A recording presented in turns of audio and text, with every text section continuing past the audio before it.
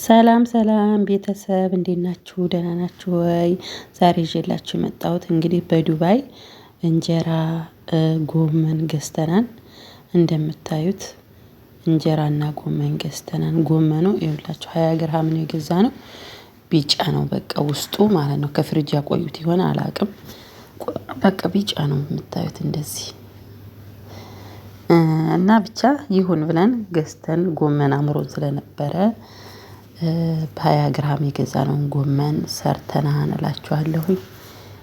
ይሄን ይመስላል ውዶችዬ። እኛ የጎመን አለ ሲባል እንግዲህ ዱባይ ውስጥ ጎመን የሀገራችን አለ ጥቁሩ ጎመን ነበር የመሰለንና ይሄ ጎመን እንደሚመጣልን አላወቅንም በመጀመሪያ ማለት ነው። እኔ ጥቁር ጎመን ነበር ያማረኝ። እውነት ጥቁር ጎመን አለ የገጠር ጎመን እሱ ጎመን ነው ደስ የሚለኝና እሱ ጎመን ነው ብለን ጠለብን። ሲመጣ ደግሞ ልክ እንደዚህ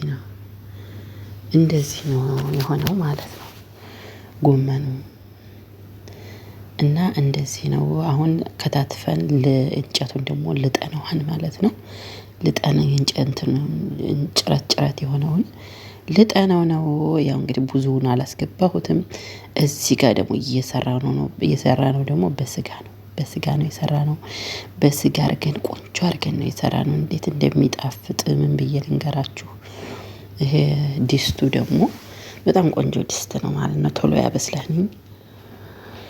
እና እንደምታዩት ደግሞ አሁን ለመቅረብ ደርሷን። እንዴት እንደሚያምር እንዴት እንደሚጣፍጥ እኔ ነኝ የማውቀው። በድንች አድርገን ምናምን ነው የሰራነው። ይኸውላችሁ ሲቀርብ ደግሞ ይሄን ይመስላልኝ አላችኋለሁ።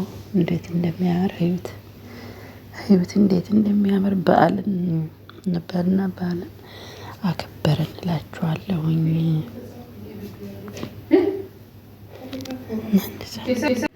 እና ይሄን ይመስላል ውዶችዬ ማሮቼ። በዓሉ ይሄን ይመስል ነበረ እና በጣም ደስ በሚል ሁኔታ አከብረናል። ይሄ ዋናው በዓል ሳይሆን ሁለተኛው በዓል ነው ማለት ነው። ይሄን ይመስላል በበነገው ማለት ነው። ጎመን በስጋ ጥብስ ነበረን። ይሄን ይመስላል ውዶች እና ደስ በሚል ሁኔታ ፋሲካን አክብረናል።